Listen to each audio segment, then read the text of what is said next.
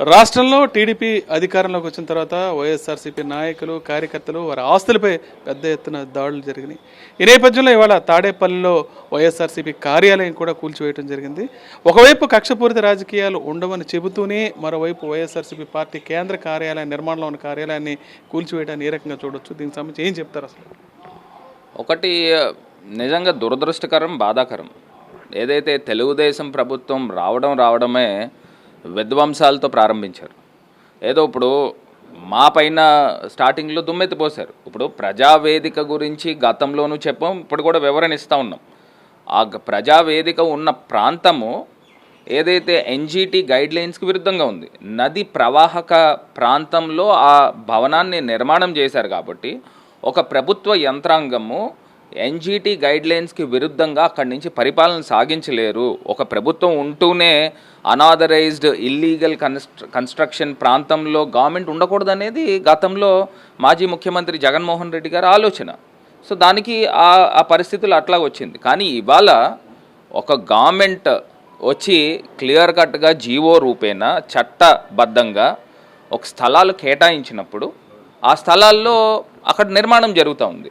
నిర్మాణం 2 భవంతులు ఆల్రెడీ పెద్ద నిర్మాణం జరుగుతూ ఉంటే మేము కక్ష సాధింపు చర్యలు పాల్పడట్లేదు అని చెప్పడము విడ్డూరంగా కనబడుతూ ఉంది. ఇవాళ డైరెక్ట్గా ఒక గవర్నమెంట్ జీవో రూపేణా స్థలం లీజుకి ఇచ్చారు, అందులో ప్రాంతంలో కడతా ఉన్నారు.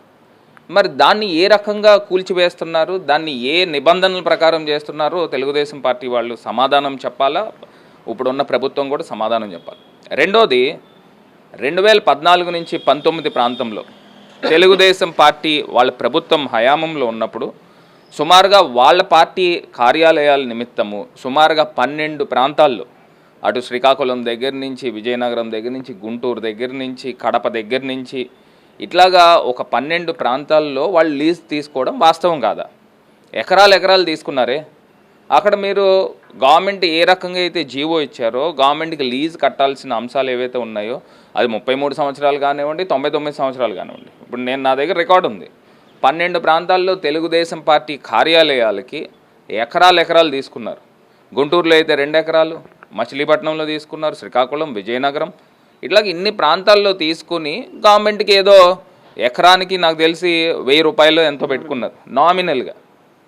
కానీ ఇప్పుడు మేము ఆ పరిస్థితులు లేవే.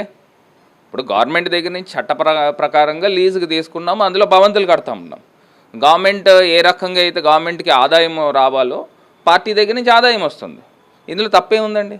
ఇవాళ తీసుకుని వచ్చి మీరు ఇవాళ ఈ భవంతులను కోల్చడం అనేది ఒక్కసారి వీళ్ళు కూడా ఆలోచన చేయాలి, ప్రజలు కూడా ఒకసారి గమనించాలని కోరుతాం.